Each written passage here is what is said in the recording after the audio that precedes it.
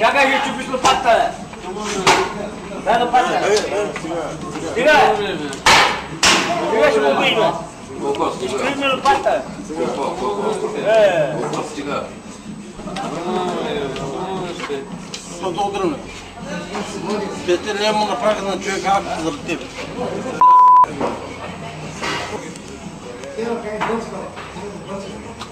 Аз като се обличам направо тарикат.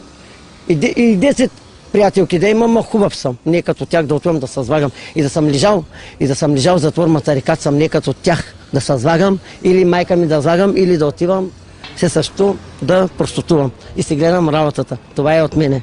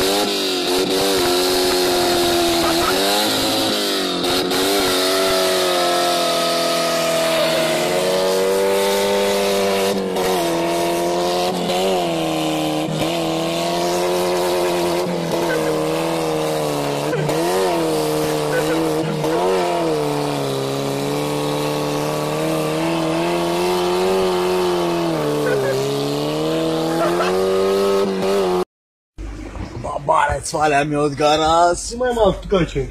Снимай малко. Гледат БМВ. Чувакът да знаете. Бабаре, свалям от гараж, после на масаж. Ето го, брат ми, БМВ-то след малко излиза. Още 2 минути. Ето. Ето го Славчо Иванов е там. С В.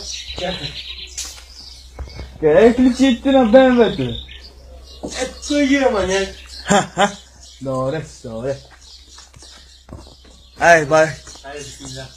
Ай, тръгваме ние, момчета, за Варна, ако искате и бати. Детето кочана за майката, геврека зъбката за бащата. Детето плаче, майката поръчва, бащата плаща. Една царевица. Я по-силно. Една царевица. По-силно те чувам.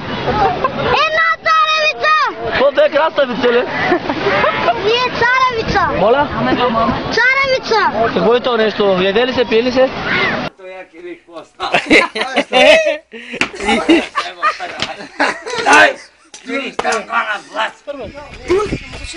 Ей, Леонче, да кой ги мори.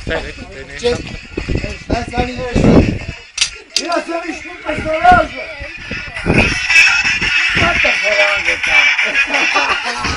Дай тука, бе! Дай ме точно да видите! Дай го! Дай ме тихо само! Тихо, шапката по мен! Дай ме шапката! Дай да плащаме пъти!